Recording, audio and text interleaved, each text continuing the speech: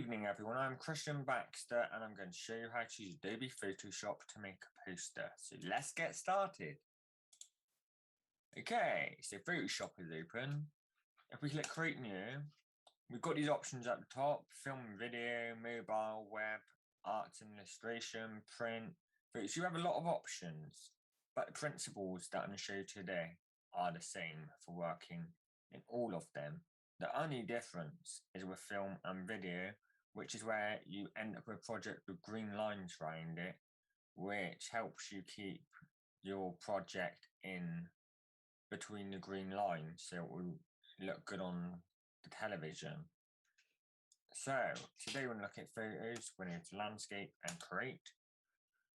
Now I've got a white canvas and you drop and drag your images in like I have here, and then if you click shift and click on the squares and then hit enter, it'll full screen. Right, then also there's a bit of paper in the layers window. If you click that twice, it will disappear, and then if you click on the padlock, that will then mean you can now edit. So the first tool I'm going to show you is called the Magic Eraser. If you look at this paint can here, I hold it down, click, you've got eraser tool, background eraser tool, magic eraser tool. The magic eraser tool will remove a lot of this, but we're not going to use the magic eraser tool for everything because it can make holes, especially as there's white here and that will blend with his face and put holes in his face if we do that. So we're only use it for the red, and then we'll use another tool which I'll show you in a minute. So if you click, you can see the red starting to disappear. Already you can see the difference this tool is making by getting rid of a lot of stuff.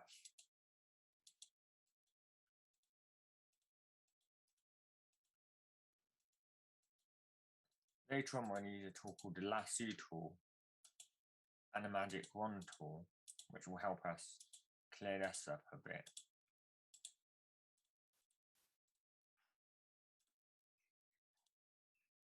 As you can see, here's already holes starting to appear in his face. So if we click Command Z, that comes back, and then we should just be focusing on the red areas.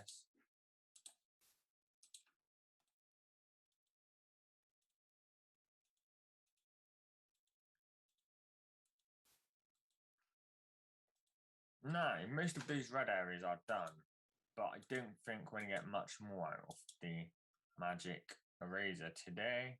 So what we're going to do is if we hold that down, we can now move to what we call the lasso tool.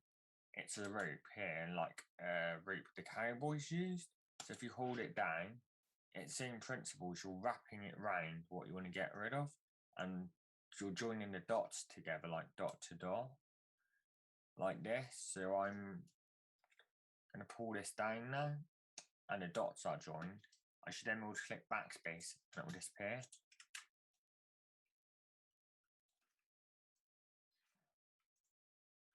But somewhat, this is going to maybe look a bit messy. So what I'm going to do now is, you see this baseball bat here, I'm going to hold this down, and you've got Object Selection Tool, Quick Selection Tool, and Magic Wand Tool. When I use the Magic Wand Tool, the Magic Wand Tool will select all of this, and if we click backspace, it will get rid of the bulk of it.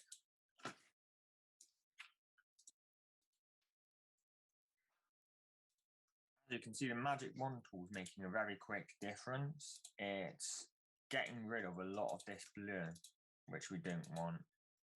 It won't get rid of all of it, but it will get rid of a good amount, which can make this workable for us to go back to using a tool like the Lasso tool to wrap what we can't get out of here. Now I think we're going to use the Lasso tool again here, the rope, and what we can do here is we can keep moving the lasso.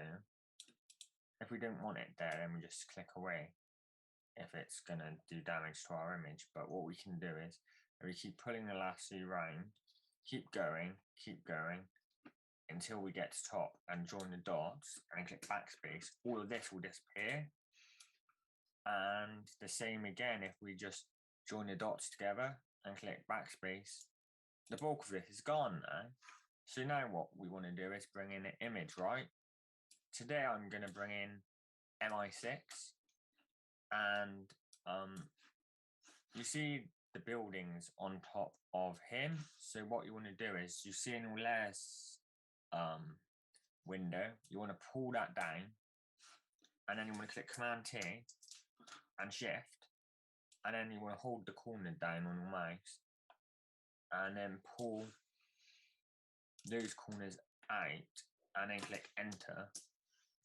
Already you can see the difference this has made, but you can see there's still some background there. So if you get the lasso tool again, wrap it around that, click on your layer, and these things will slowly begin to start to disappear, because I think we can't always get everything out, but what we can do is make a big difference with the tools we have available to us. And already, as you're seeing, you can take a lot out. Of course, with more time, if I'm going to do a 2-hour workshop, there's a lot of other ways we can do something like this, but I'm just showing you the basics tonight, because I think the basics is all you need to actually make a good poster. So now you see that this is all cut up. He's really big. If you click on him again, let's select the Command T. Once you get Command T and Shift, you can make him smaller. Okay, so we might not want to make him too smaller, so you might want to get him from the corners as well. And then you want to get this here up here, it's called the cross hands tool, and you can put him wherever you want. If you don't want to chop it all out, you can actually just pull him down and make him bigger. But because I want to show you to do this the best looking way, I will use the lasso tool here. And what I'm going to do is I'm going to use a backspace and I'm going to chop it out, because I want you to know you can get the most professional edit, and that would be chopping that out rather than hiding it. So now you've got now he's cut out, you've got the background. What do we want next? We want text. So if you click T here, click there, you've got a text box. Click Command T, hold Command down, you can make your text box bigger. Then type whatever you want. I'll just type in this. Right, so I put in this. Now if I click Command T, I can make, and pull the corners out, I can make this bigger. But do I want that font? So if I don't want that font, I click on the text. You see this window up here, you've got bold and you've got fonts here. I'm going to go for Arial Black. There. So then if I click the cross hands tool, that will disappear. Right, so now I want to move that. But it's black. Do I want it black? Maybe not. So if I want to do that, then if I click on this black here, you can see the colors. So if you want to go blue, you can go blue. If you want, you can just change your color here. But there's a lot of other ways you can change the color to get a color you want. I think we will go with that nice orange today. Here, so let's go that one. And then click OK. Okay, so now we've got that. We've got text, but we might want more text. So if we want more text, we go to T, because this is what we call layers, if you see what I mean. You've got what Alex Rider text on one layer, you've got him on another layer, and then you've got a building on another layer. But also I think the important thing for me to show you is how to name your layers so you know what they are. So if you double click on your layers, like this, you'll see it's highlighted blue. And then I just put Alex. And then if I double click on the text layer, I can't rename that. But you've got the T there. But if I go to the building, you can see it just by clicking it. I can then put building. By what I've got here is I know what my layers are.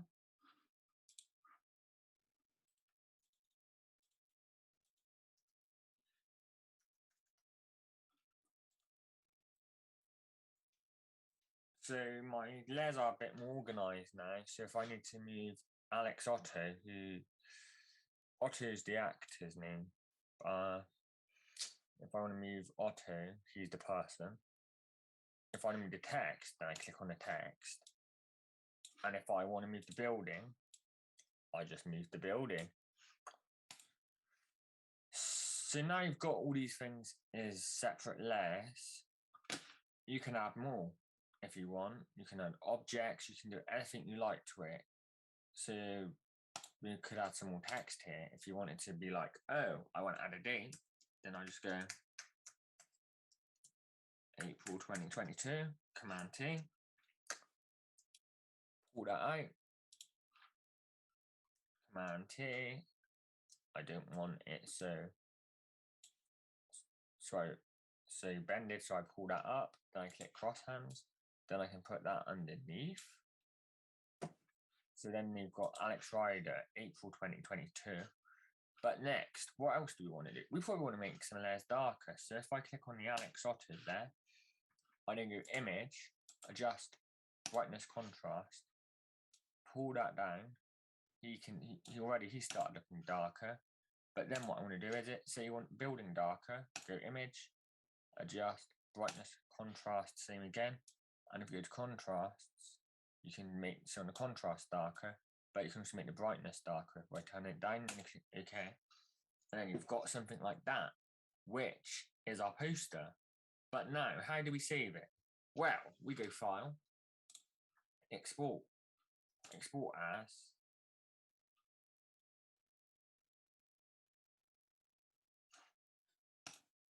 You can see format here is JPEGs, but you can have other things. So you can have something like a PNG. This wouldn't save it, but it wouldn't do the job a PNG is meant to do. A PNG is like a ghost image. A ghost image which is an image which doesn't have a background. So a PNG you could just click and drag into the project, and you'd almost automatically have a person with no background, and you could put them against anything you wanted to, which is really handy. We could have objects too. A JPEG is a photo. You can also create GIFs in Photoshop, the moving pictures, and you can have a few different formats in here. But today we're going to go with JPEG. Then we go export as. This will give you the chance to be like where you want it. So if you want it on your desktop, you can click desktop. If you want downloads or create cloud files, this gives you a chance to decide where you want it. Then you can just name it. We'll call it Alex Rider 25, I guess. Save. What this will do, it will export it. But I will also show you in a minute how to save something. But the one we just did, we'll save to desktop here. So you've got Alex Rider April 2022. But now, if I'm going to show you how to save this, what we do is go File, Save As, Save on Computer, then just call it whatever we want. So we call it Alex, and hit OK.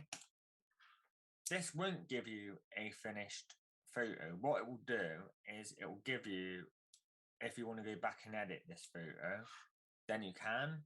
You can use what's called the PSD, which is like a Photoshop version of the file we just did.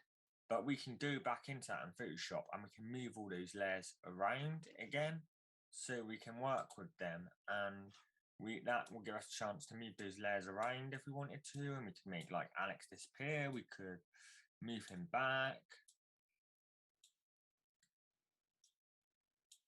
There's a lot we can do in Photoshop.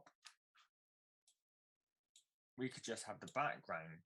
We could do a lot here. We could hide the text on the layer underneath. We can bring the text back in.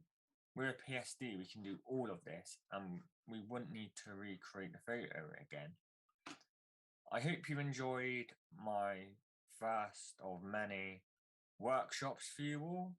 I am Christian Baxter and thank you for watching. Our next workshop is going to be on swatches, on how you can change different colours by using colours from your favourite posters or images. See you soon. Have a great weekend.